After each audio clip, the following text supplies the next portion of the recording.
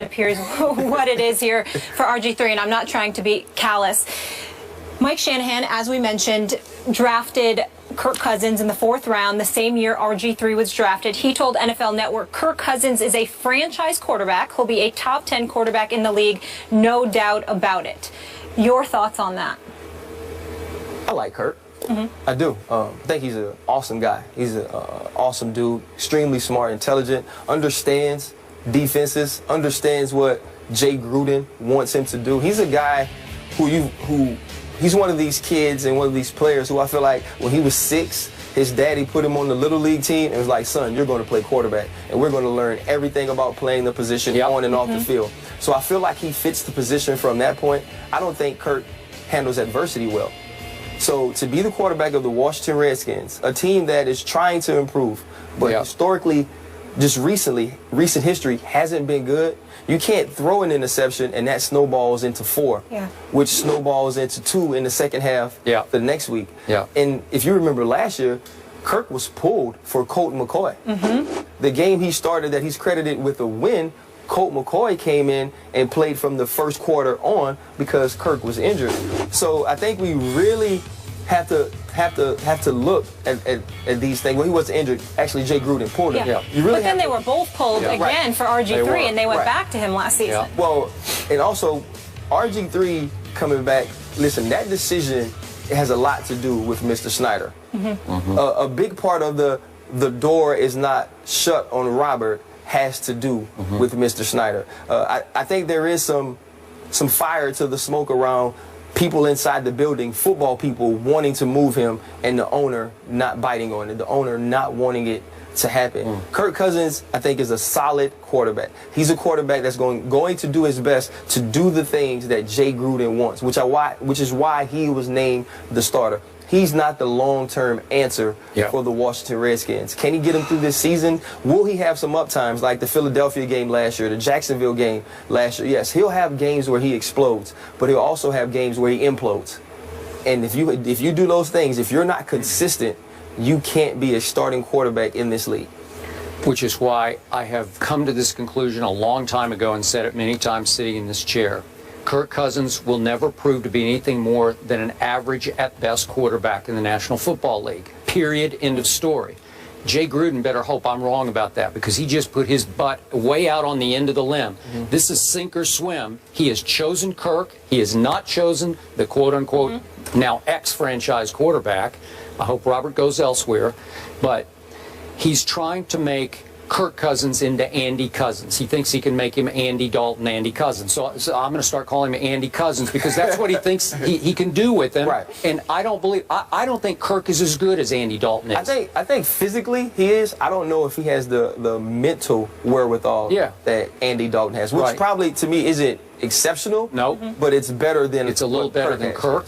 Okay, so I'm back to Mike Shanahan and that quote. That is Mike Shanahan's pride talking about how Kirk's going to be a franchise quarterback. I reported this at the time. Stephen A. knows the same source that I know, high-ranking Redskin official. We both talked about it. Mike Shanahan, I'll say it again, did not want to draft Robert. He wanted to draft Kirk higher even than they wound up. They felt like they stole him where they got him. But he wanted to go ahead and make Kirk his guy going forward in Washington. And again, they bet the house on Robert, as you know, to move up to the 2nd pick and trade the Rams. You know, all the loot that the Rams got for that. And right now it looks like a big bad mistake because Robert got hurt. But the coaching situation was never positive for Robert. So when your head coach does not want to draft you, he later got on board with it and then bought completely into it and did good things with Robert scheme-wise. But he wanted Kirk Cousins. So now he's standing by his pride, and he's speaking with his heart, saying, oh, he'll be a franchise quarterback, because that's what he was telling Dan Snyder and all the rest of the executives at the time. It's going to be his I told you so moment. Yes, it is. Yeah, that's what he's looking for. Definitely. So. We'll see what happens if he can back that up. But we can't give you the latest on RG3 in Washington without giving you the latest on Tom Brady and Roger Goodell. They were back in court yesterday, and the ruling will come down any day this week. There is no settlement, perhaps any moment. Who will Judge Berman side with? We'll discuss that when we return. Stay here. Disagree with my decision. It happens all the time. But I believe the course of action we chose really is in the best interest of USC and Steve Sarkisian, and maybe just as importantly or more importantly, our players. So that was USC Athletic Director Pat Hayden on Trojans Live on ESPN Radio, explaining why he chose not to disband USC head football coach Steve Sarkisian after his embarrassing behavior at the Salute to Troy event on August 22nd. Skip, do you have a problem with the way Pat Hayden handled this situation? Molly, Ryan, yes, I do. Let me just say, more to the point, I'm just not completely comfortable with the way Pat Hayden dealt with a close friend of his and Steve Sarkisian. I've known Pat for a long, long time. Back in the day, I actually covered Pat when he was a quarterback of the Los Angeles Rams out of USC. He's a pretty good quarterback, by the way, for being a pretty little guy. I admire him. I believe in him. I believe in his value system. But he's very close with Steve Sarkisian. I know he likes him immensely. Most people who cover him or meet him, I've met him just recently here. I think I met him. You also did? I had dinner with him. Did you? You had dinner with him? Yeah, he was awesome. I was trying to convince him that, hey, I got a son that's a freshman, you know what I mean, going to swing down Louisiana, so. Really? Yeah, interesting. So, I think, so you would send your son to play for him? I think after that meeting, you know, I would, depending on how this shapes up. I mean, people make mistakes. Oh, sure. No, yeah, I got it. So, yeah, I'm cool with that. Okay, so now we're back to what exactly is going on here. If, in fact, Pat Hayden's friend, Steve Sarkisian, has a problem, and I'm not sure exactly how to define it, but if you can define it as a problem, right, then as his friend, Pat Hayden should have exercised more tough love and forced him into a sabbatical, into some sort of rehabilitation situation where he needed to go away and fix his problem, if in fact it runs that deeply. I don't really want to hear Pat say, well, I'm told his counseling started off well. That was the quote yesterday. Right. What does that mean? Counseling started off well. We've made jokes about the old Riley Cooper situation where he was sent away for the weekend. Yeah. Counseling. Well, what counseling? Well, is that what's going on here? Because Pat was in a tough spot. USC's been down a little bit for a while.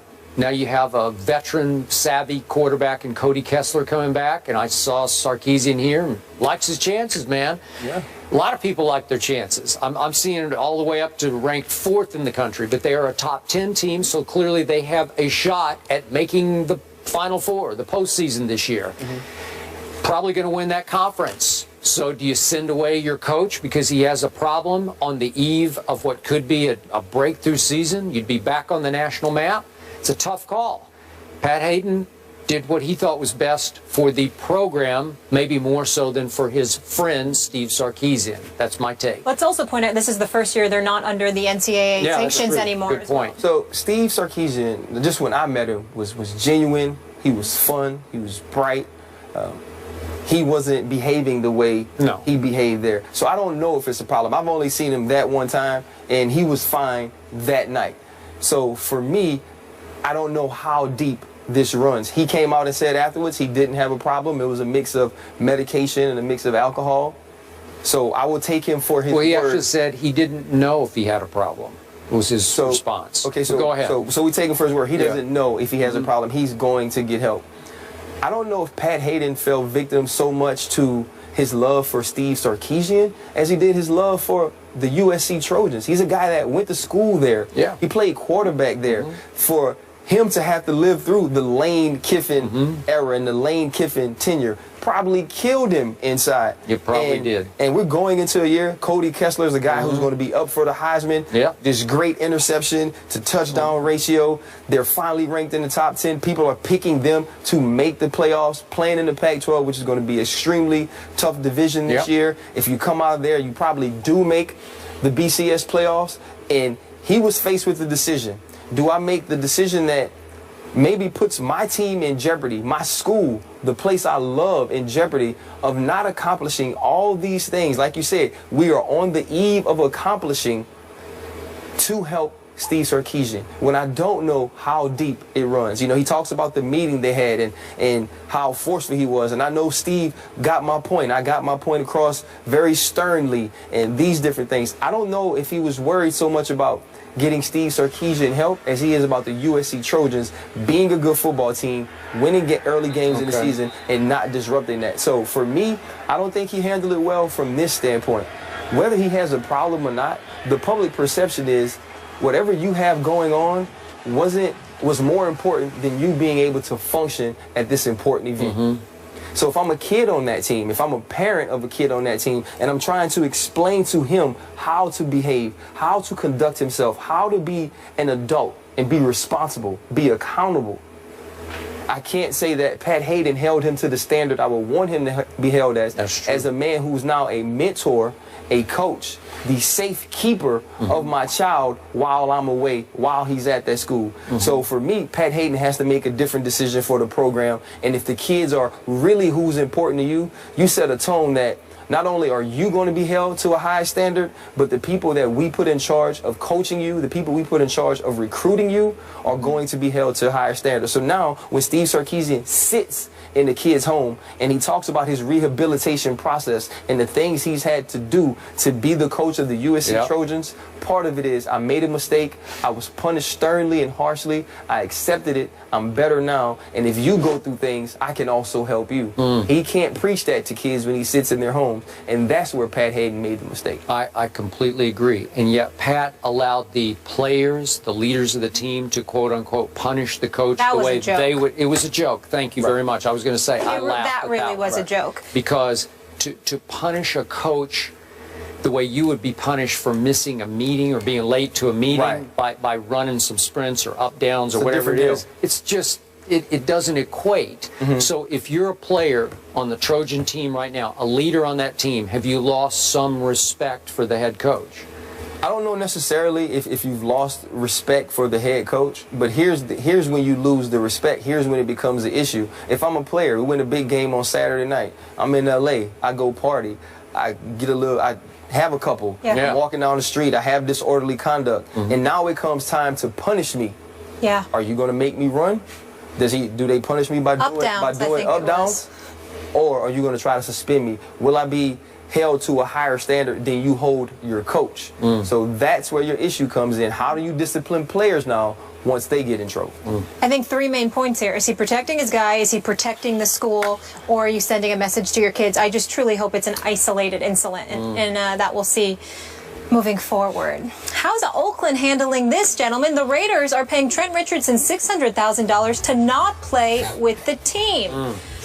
Ryan Clark believes he knows why. I can't wait for this. You going to tell us? Educate us.